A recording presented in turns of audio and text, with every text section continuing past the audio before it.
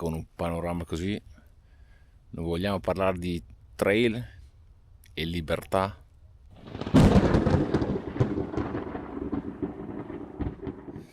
Oggi voglio affrontare quell'argomento che ha chiuso l'anno 2025, ovvero Liguria, che praticamente dà l'opportunità di instaurare dei consorzi per il mantenimento dei trail in modo e maniera da riuscire a gestirli il più possibile, tenerli curati il più possibile, ma allo stesso tempo fare pagare una tessera a chiunque ne usufruisce. Questa è l'idea. Dei proventi di questa tessera andranno metà per la manutenzione appunto dei trail e l'altra metà per sponsorizzarli, per pubblicizzarli. Ok? Quindi il fine di questo prezzo è appunto i trail. Mi sono espresso in alcuni social perché secondo me è il classico, ecco, abbiamo la libertà, è un momento dove la bicicletta, soprattutto e-bike, ti porta in luoghi bellissimi, ti porta ad affrontare appunto dei trail. Chi di voi non ha magari affrontato dei trail giù da una montagna o appunto lungo le colline? Voglio dire, l'avete fatto, vi siete divertiti, quindi avete proprio il massimo della vostra libertà, boschi, aree stupende lungo il mare, bellissime, insomma, natura allo stato puro. Io ho accusato la mancanza di libertà, nel senso che la libertà deve essere lasciata in pace, la libertà non deve essere tramutata in un business, questo è quello che dico io. Poi è chiaro, hai delle persone, volontari, comunque gente che ama il territorio, che per favorirne anche il turismo segue questi trail, gente che lo fa appunto volontariamente e gente invece che viene pagata. Poi ci sono proprietari terrieri, hanno ettari e ettari di terra, magari vi lasciano una striscia del loro terreno appunto per farci passare il trail per la vostra bicicletta. È chiaro, tutta gente ultra gentile che con il grazie magari adesso non sono più soddisfatti, vogliono cominciare a incassare qualcosa. E ve lo dico, da una parte è capibile, perché tenere dietro a queste cose non è cosa molto facile, cioè ci vuole una certa esperienza, ci vuole comunque dell'attrezzatura, però secondo me è sostenibile visto in un'altra maniera.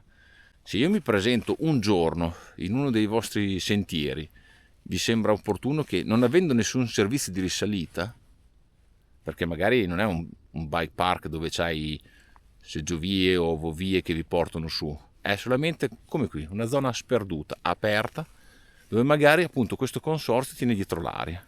Ecco, io mi presento un giorno e magari devo pagare un obolo di non lo so quanto, 10-15 euro per magari 2 piste, oppure per magari solo 3-4 giri, un giorno in tutto l'anno, però io pago una tessera annuale. E il mio problema è che se durante il weekend mi sposto in vari consorzi, io sono obbligato a pagarli in tutti. Ed è per quello che secondo me è difficile da gestire. Molti fanno l'esempio di quello che hanno fatto a Finale. Finale, poi magari qualcuno di voi abita in quelle zone, qualcuno di voi c'è già stato e magari può raccontarla meglio.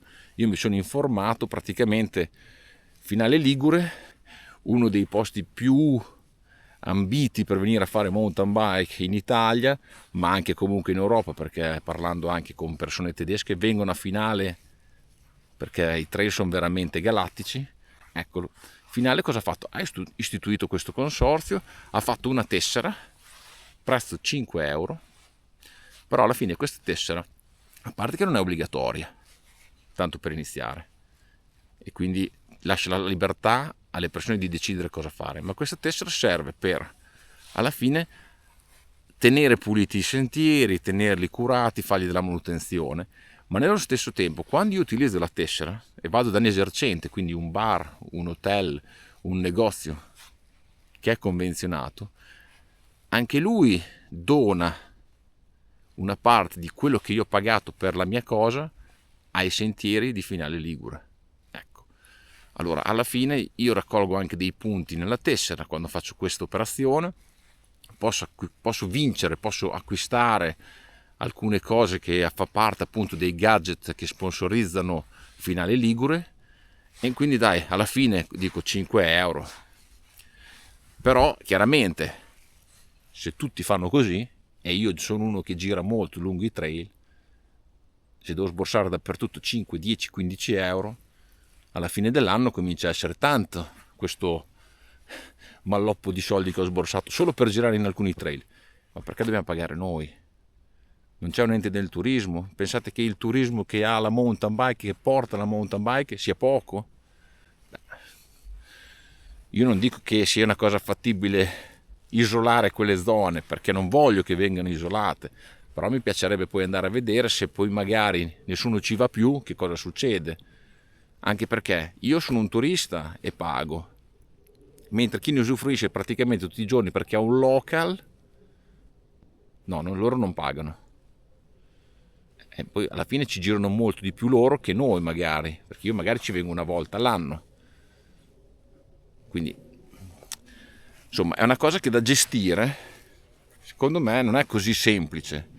Io avevo detto scherzando, facciamo allora una tessera nazionale e posso andare dove voglio. La gente mi ha attaccato. Con l'e-bike adesso magari per raggiungere un trail, come me stamattina, prende col motore.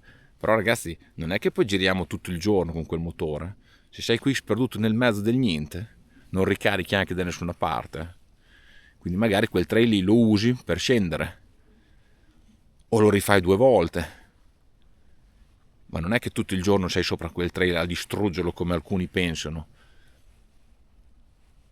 In mountain bike delle due, avendo appunto il trasporto di van o che altro che magari fanno la spola avanti e indietro, hai la possibilità di farlo molte più volte. Ma uno che fa magari un giro ad anello con una IMTB fa questo percorso 2 volte o una volta. Perché dobbiamo pagare solo le elettriche e niente le muscolari? Cioè, se dobbiamo pagare, allora a questo punto paghiamo tutti. Ma l'ideale, come vi dicevo, è, diciamoci, sarebbe non pagare, ma chiaramente per chi fa quei lavori lì è giusto essere ricompensati. Quindi magari la scelta di Finale è quella più opportuna e meno dolorosa per tutti. Anche se io penso che un ente del turismo dovrebbe ricoprire quasi al 100% questo. Poi è chiaro, la maggioranza di questi club per la mountain bike campa con le donazioni. Cioè, nella mia area qui dell'Emilia Romagna, se penso a tutte le alluvioni che hanno colpito la zona di Bologna anche, ma anche in Germania dove vivo io, quello che ti chiedono è: fai una donazione, ti è piaciuto il trail, fai una donazione. Vi ho detto, non è che dovete dare 50-100 euro ogni volta che andate a girare, però magari ogni tanto, se la frequentate anche spesso, o magari vi è piaciuta, cioè anche solo 10 euro, 5 euro, perché no? Si può fare, non è che devi farlo sempre. Mentre una tessera magari ogni anno la devi rinnovare, puoi cambiare, insomma. Poi dopo c'è quell'area che non la fa, quell'area che la fa, allora la gente non ci... Secondo me è una cosa un po' difficile da gestire. Poi vedremo che cosa attueranno in questo 2026, che cosa scopriremo in questo 2026. Noi ragazzi, mi raccomando, confrontiamoci, Scrivetemi qua sotto nei commenti che cosa voi ne pensate. Noi ragazzi ci vediamo al prossimo video. Mi raccomando, iscrivetevi, e anche un bel like. Ciao ciao ciao!